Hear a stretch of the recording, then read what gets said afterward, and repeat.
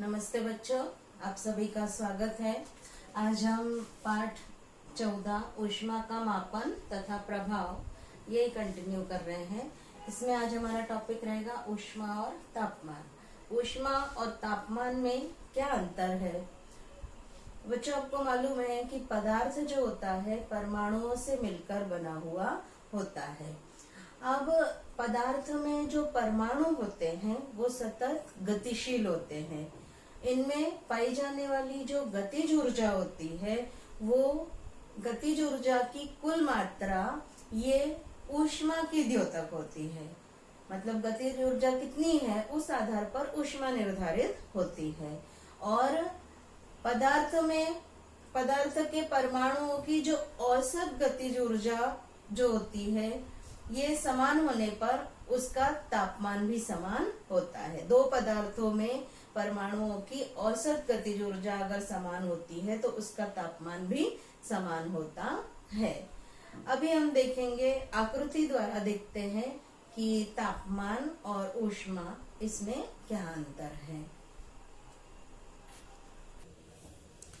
यहाँ पर देखिए बच्चों, आकृति अ और ब में अधिक तापमान और उसकी अपेक्षा कम तापमान वाले गैसों के परमाणुओं की गति दिखाई गई है।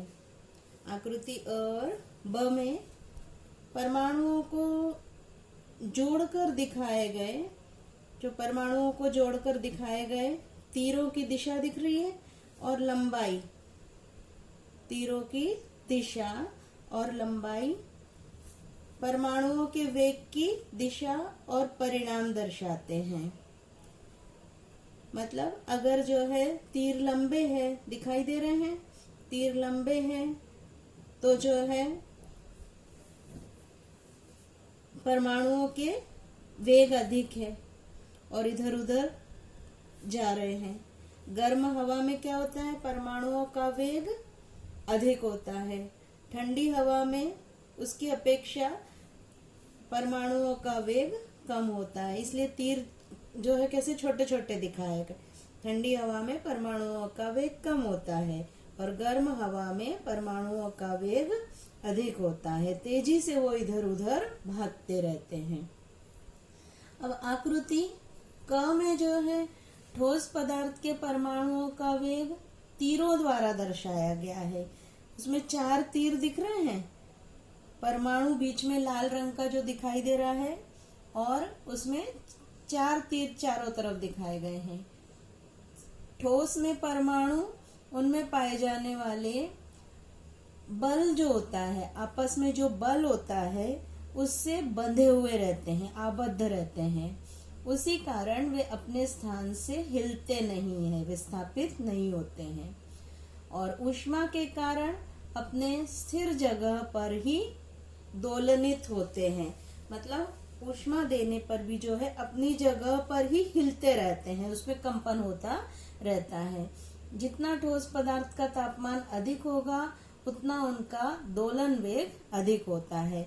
इसलिए यहाँ देखिए स्प्रिंग जैसा दिखाया है कि वहीं पर वहीं हिलते रहते हैं। लेकिन जो परमाणु अंतर परमाणुविक आकर्षण बल होता है इससे यह आबद्धित होते हैं। अब मान लीजिए अ और ब एक ही पदार्थ द्वारा बनी 2 वस्तुएं हैं। अ का द्रव्यमान ब के द्रव्यमान से दुगना है, अर्थात अ में परमाणुओं की संख्या ब में परमाणुओं की संख्या से दुगनी है। यदि अ और ब का तापमान अगर समान है तो उनमें पाए जाने वाले परमाणुओं की औसत गतिज ऊर्जा समान हो तो भी अ के परमाणुओं की कुल गतिज ऊर्जा यह ब के परमाणुओं की कुल गतिज ऊर्जा की अपेक्षा 2 गुनी होगी और अ और ब का तापमान समान होने पर भी अ की ऊष्मा ब की ऊष्मा की अपेक्षा दुगनी होगी, क्योंकि अ में परमाणुओं की संख्या क्या है, दुगनी है। इसलिए उसमें ऊष्मा की मात्रा भी जो है क्या होगी, दुगनी होगी। भले ही उनका तापमान समान है लेकिन ऊष्मा क्या, अ की ऊष्मा ब की अपेक्षा दुगनी होगी। इसके बाद जो है बच्चों, अब हम देखेंगे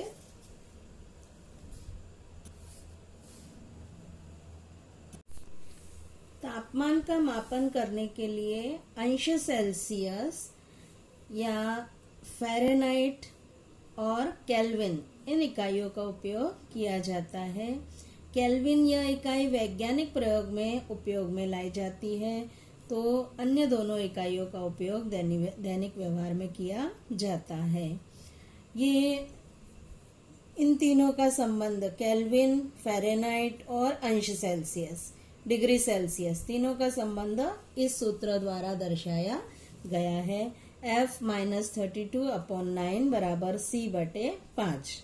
और दूसरा जो है K मतलब केल्विन, F मतलब फ़ारेनहाइट, C मतलब डिग्री सेल्सियस, K बराबर C प्लस 273.15।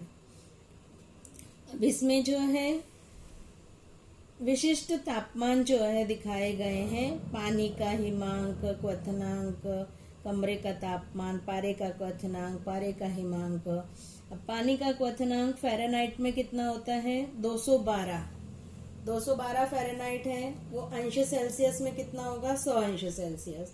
और केल्विन में कितना होगा? 373 केल्विन होगा। पानी का हिमांक अगर 0 अंश सेल्सियस का पानी है, मतलब ठंडा पानी है, तो उसका फ़ारेनहाइट में तापमान 32 फ़ारेनहाइट होता है और केल्विन में 273 होता है। कमरे का तापमान हमारा लगभग 23 अंश सेल्सियस है, तो फ़ारेनहाइट में 72 डिग्री फ़ारेनहाइट और केल्विन में 296। पारे का क्वथनांक जो है 356.7 डिग्री सेल्सियस, मतलब इतना अधिक होता है। और हिमांक भी माइनस में होता है, -38.8 होता है। पारे का उपयोग बच्चों कहाँ किया जाता है? तापमापी में किया जाता है। यहाँ पर देखिए बच्चों, थर्मामीटर के चित्र दिखाए गए हैं। तापमापी को क्या बोलते हैं? थर्मामीटर बोलते हैं।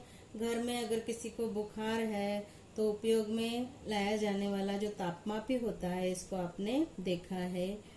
उस तापमापी को चिकित्सकीय तापमापी कहते हैं। जो घर में उपयोग में लाया जाता है बुखार नापने के लिए, उसको क्या बोलते हैं? चिकित्सकीय तापमापी कहते हैं। इसके अतिरिक्त अन्य प्रकार के भी भिन्न भिन्न प्रकार के तापमापी होते हैं। सर्वप्रथम सामान्य तापमापी की रचना और कार्य के बारे में हम जानेंगे। यहाँ पर आकृति अ वाली आकृति देखिए।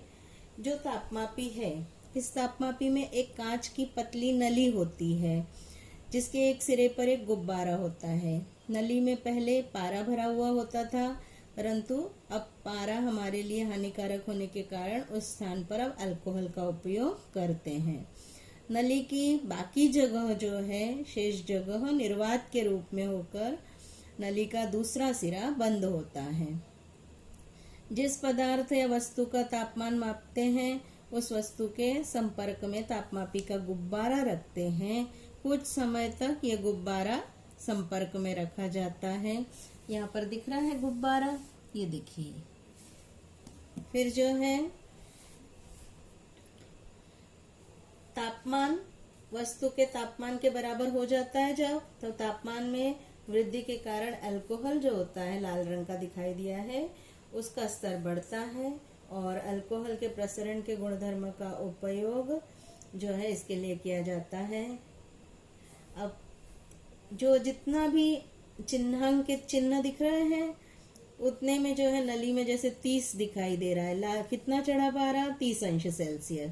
तो तापमान कितना हो गया? 30 अंश सेल्सियस। ऐसे तापमापी में नापते। पानी का नापना है तो पानी में रख देंगे इस तापमापी को, तो उसकी घुंडी को, तो तापमान आ जाता है। इसके बाद अब दूसरा ब जो है चिकित्सकीय तापमापी है। इसमें जो है 2 प्रकार के तापमापी दिखाए गए हैं। स्वस्थ मनुष्य के शरीर का तापमान 37 डिग्री सेल्सियस होता है, जिसके कारण चिकित्सकीय तापमापी में सामान्यतः 35 अंश सेल्सियस से 42 अंश सेल्सियस तक के तापमान का मापन किया जाता है। आजकल चिकित्सकीय उपयोग के लिए डिजिटल तापमापी का उपयोग किया जाता है। तो यहाँ पर क में क आकृति दिखाई गई है, ये डिजिटल तापमापी है। इसमें तापमान मापन करने के लिए ऊष्मा के कारण होने वाले द्रव के प्रसरण का उपयोग न करते हुए सेंसर संवेदक का उपयोग करते हैं, जो शरीर से निकलने वाली ऊष्मा का और उस आधार पर तापमान का प्रत्यक्ष मापन कर सकता है।